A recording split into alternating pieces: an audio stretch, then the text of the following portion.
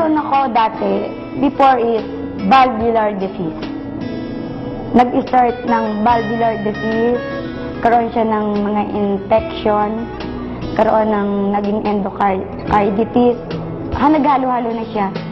Nagkaroon din ako ng edema, yung sa feet and ankle, yung kakaroon yung namamaga buong katawan ko, minamanas, pumuputok yung ugat ko sa paa.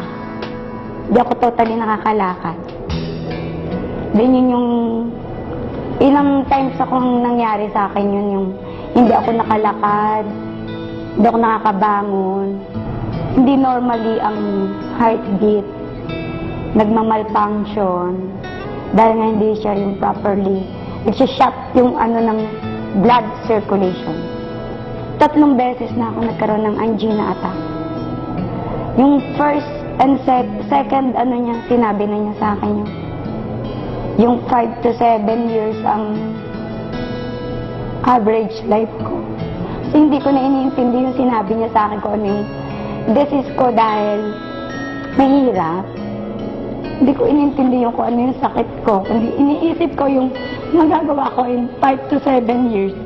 Dahil single mother ako ng time na yun.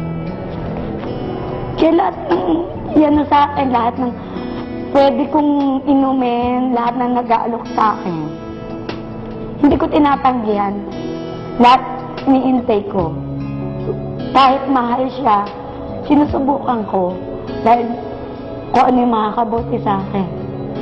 Kaya nga nung inalok ako ng Alive, nakita ko yung mga ng sa brochure, yung mga napagaling. Hindi ako nag-aksaya ng oras. Na kahit 3 times, ginawa ko 9 times, yung inalam ko is yung kung may overdose. Nung malaman ko wala overdose, ginawa ko yung parang pagkain na hindi yung arterial intake. Kasi gusto kong gumaling eh. Pero yun nga yung naging sa akin ng Alive. Ko siya yung nakatulong sa akin na gumaling ako, doon ako nakaramdam ng lahat ng luwag sa katawan ko. Kasi pag natutulog ako, hindi ako nakadiretso.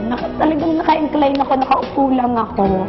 Hindi ako nakakatulog ng the whole night na tulog ako dahil nahihirapan akong huminga. Meron akong oxygen, small personal oxygen. Na pag natutulog ako, nagigising ako dahil nahihirapan ako. Siguro once a week, gumagamit ako ng oxygen mga 4 to 6 times. Dahil lagi akong nahihirapan mga tsaka konting, hindi ako marunong magpasensya. Lagi ako nakasigaw. Hinit ulo ko, pero nung nag-intake ako ng Alive, parang wala lang, talagang maraming nabago din ako yung may init ulo ko, nakakatulog na ako ng dire-diretso, hindi ako nagigising. Natutuwa ako, kaya nga yung tuwa ko yung 1 week, yung na na-intake ko ng Alive, alam mo ba yun na, alam ko siya yung dinagdagan ko pa ng dinagdagan, inom ko.